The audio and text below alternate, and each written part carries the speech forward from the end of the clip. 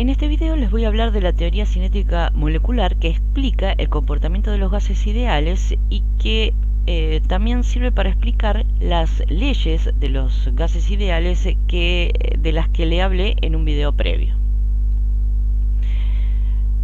La teoría cinética molecular toma algunas consideraciones básicas para poder explicar el comportamiento de los gases. En primer lugar, que los gases están constituidos por partículas muy pequeñas y que están separadas por grandes distancias y que se están moviendo a altísimas velocidades. Por ejemplo, en el caso de las moléculas de hidrógeno, estas se mueven o se desplazan a velocidades superiores a los 6.000 km por hora a temperatura ambiente. Y por otro lado, que la presión que ejercen los gases sobre las paredes del recipiente que los contiene es el resultado del choque de las partículas del gas contra las paredes de ese recipiente.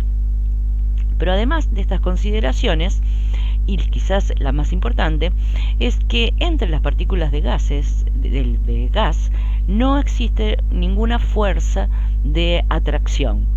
Ni ningún tipo de interacción, ni entre las partículas de gas, ni entre las partículas y las paredes del recipiente que las contienen. Al estar moviéndose continuamente y a altísimas velocidades, tienen una energía cinética, que es la energía asociada al movimiento de las partículas. Y se puede hablar de una energía cinética promedio, y esa energía cinética promedio va a depender de la temperatura absoluta. Estas partículas pequeñas y desplazándose a altísimas velocidades van a estar permanentemente colisionando entre sí, chocando entre sí. Por lo tanto, la dirección de su desplazamiento va a cambiar en forma permanente. Para desplazarse de este punto a este otro punto, a lo largo de la dirección de esta flecha, es probable que una partícula tenga que haber desarrollado un camino absolutamente sinuoso, porque a medida que va chocando con otras partículas que se le interponen en el camino, va modificando su trayectoria y finalmente termina recorriendo un camino mucho más largo que el directo de un punto al otro. Ahora, ¿cómo explica la teoría cinético-molecular la presión ejercida por un gas sobre las paredes del recipiente? En primer lugar, cada vez esa presión es el resultado del choque de las partículas contra las paredes del recipiente. Cuanto mayor sea la frecuencia de esos choques sobre las paredes, mayor va a ser la presión que ejerzan. Y cuanto mayor sea la velocidad con la que se estén desplazando las partículas, mayor va a ser la fuerza con la que choquen contra las paredes del recipiente, y por lo tanto mayor va a ser la presión ejercida por el gas sobre las paredes del recipiente. Esto estaría explicando la ley de Gay-Lussac. Por ejemplo, a volumen constante, la presión aumenta de manera proporcional con el aumento de temperatura. ¿Por qué? Porque al aumentar la temperatura, aumenta la energía cinética de las partículas gaseosas, y al aumentar la energía cinética quiere decir que está aumentando la velocidad con la que se están desplazando, y por lo tanto aumenta la fuerza con la que golpean a la superficie del recipiente que la contiene. Así podríamos hacer para analizar cada una de las leyes de los gases ideales, que quedan perfectamente explicados con las consideraciones básicas de la teoría cinético-molecular. Ahora, todas las partículas del gas no se están moviendo a la misma velocidad, sino que existe una distribución de velocidades.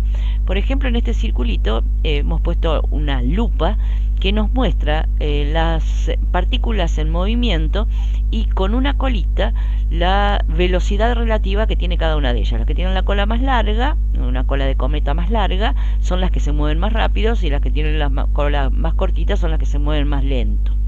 Entonces hay varias que se están moviendo a una dada velocidad. Acá tenemos 4 que se mueven a una misma velocidad, una que se está moviendo a una velocidad menor, hay una que se está moviendo a una velocidad más grande, y 2 que se están moviendo a otra velocidad intermedia entre la azul y la roja más alta.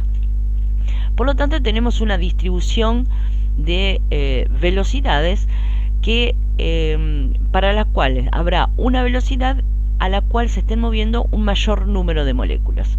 Cuando se hace eso sobre una gran cantidad de moléculas, lo que se obtiene es una curva de distribución de velocidades. Acá tenemos graficado el número de moléculas y acá la velocidad.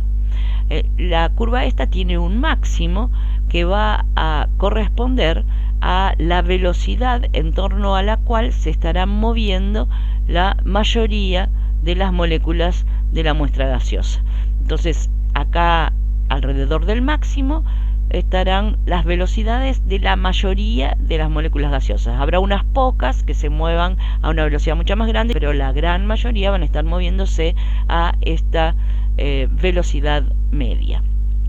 Esas velocidades que corresponden al máximo número de moléculas de un gas dependen de la temperatura, porque la energía cinética depende de la temperatura absoluta, las velocidades a las cuales se mueven las partículas también dependen de la temperatura absoluta, y por lo tanto el valor de este máximo se va a desplazar dependiendo de cuál sea la temperatura a la que se encuentra el gas. Acá tenemos en esta diapositiva ejemplificado para el oxígeno a dos temperaturas diferentes, en rojo y en azul, y para el hidrógeno a una temperatura en verde. Veamos primero las dos curvas de distribución de velocidades para el oxígeno a 25 grados, la roja, y azul, y a 700 grados, la azul.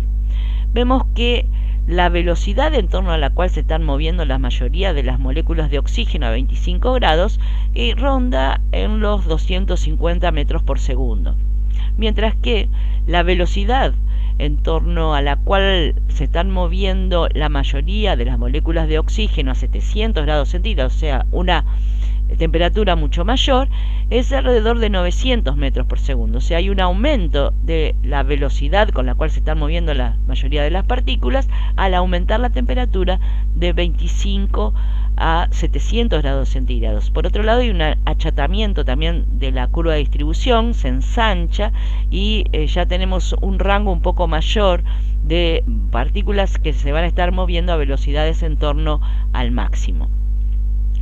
Ahora, si comparamos el hidrógeno, que está en verde, con la curva de distribución de velocidades para el oxígeno en rojo, a la misma temperatura, vemos que se achata la curva y se desplaza hacia mucho mayores velocidades, alrededor de 1800 metros por segundo. ¿Por qué es esto? Porque acá el hidrógeno es mucho más liviano que el oxígeno, 2 gramos por mol, mientras que el oxígeno es 32 gramos por mol. Al ser mucho más livianas las partículas de hidrógeno, se desplazan a velocidades mucho mayores que las de oxígeno a igual temperatura. Por lo tanto, la velocidad del desplazamiento de las partículas gaseosas aumenta con la temperatura absoluta, pero además aumenta si las partículas son más livianas o tienen una dependencia inversa con la masa molar de las partículas.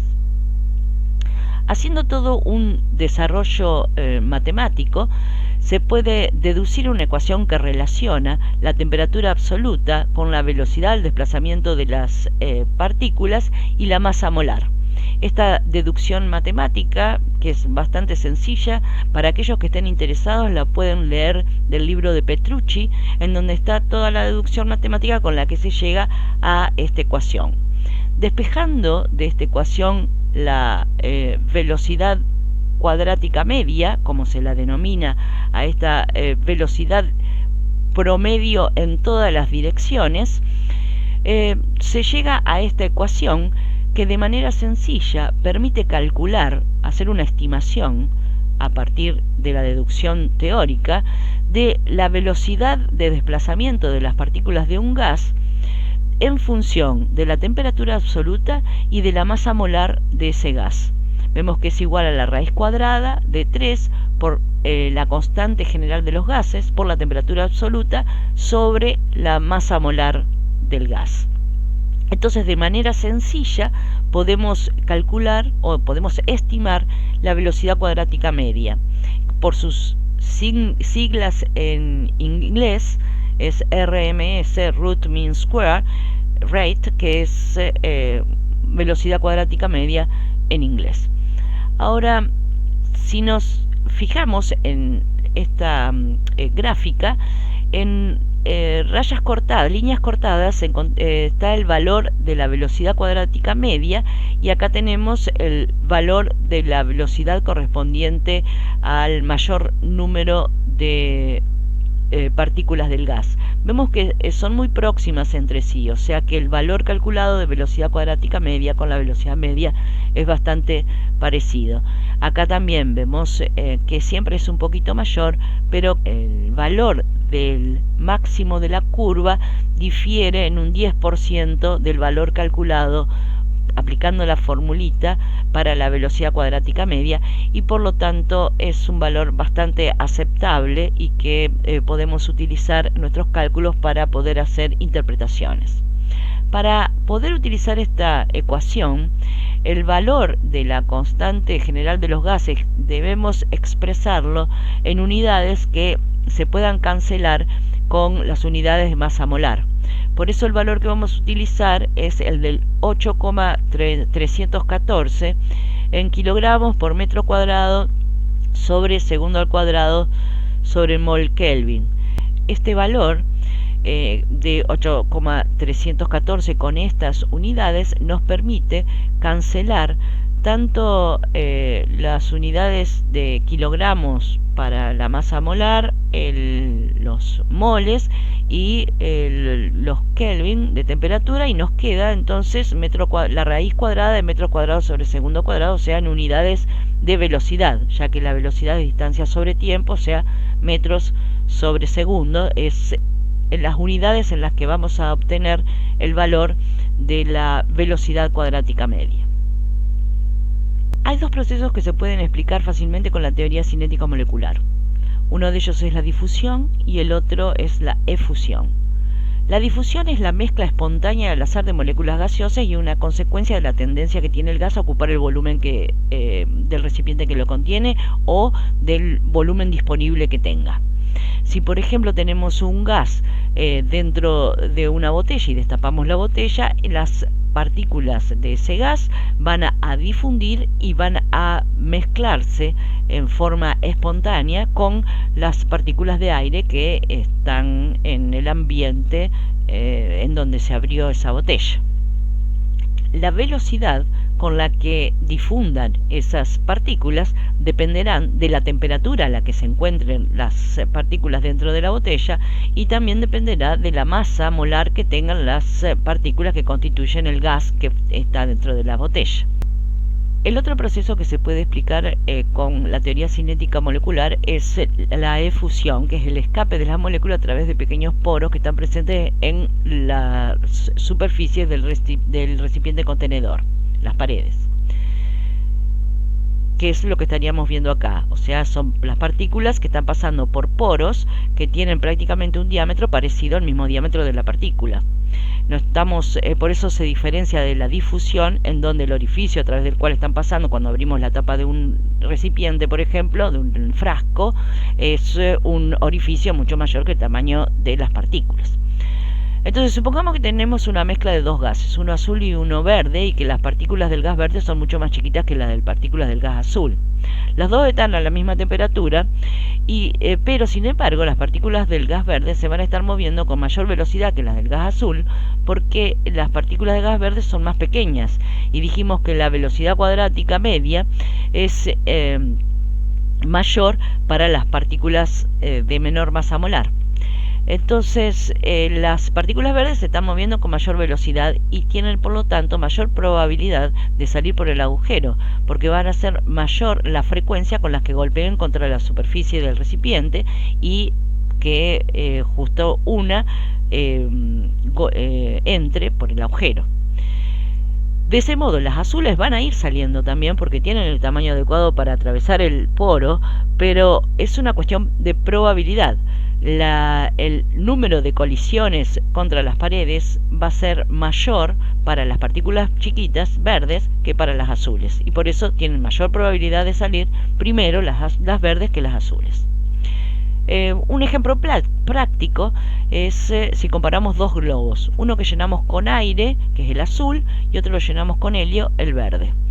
Cuando están recién inflados, vemos que el azul es mucho más chiquito que el verde, pero sin embargo, luego de un día, los dos tienen prácticamente el mismo tamaño. Esto es porque los átomos de helio, que son mucho más chiquitos, tienen una masa molar mucho más chica que cualquiera de los gases que componen el aire, atraviesan los poros de las paredes del globo y se escapan, efunden, mientras que las moléculas más pesadas de los componentes del aire, nitrógeno, oxígeno, dióxido de carbono, tardan mucho más en salir. Por lo tanto, el globo verde se va desinflando más rápidamente que el globo azul, porque el tamaño de las partículas de helio son más pequeñas que el tamaño de las partículas de los componentes del aire. Estas observaciones condujeron a Graham a enunciar la ley que lleva su nombre y que relaciona las velocidades de difusión de dos gases con sus masas molares. La ley de Graham es esta y permite calcular las velocidades relativas con las que se van a mover dos gases, conociendo las masas molares de cada uno de ellos. La velocidad del gas que tenga la masa molar más pequeña será aquel que se mueva más rápido, y aquel que tenga la masa molar más alta, más grande, será el que se mueva con menor velocidad. Entonces, lo que permite esta ley es conocer las velocidades de difusión relativa de dos gases si se conocen las masas molares de ambos, siempre y cuando ambos estén a la misma temperatura.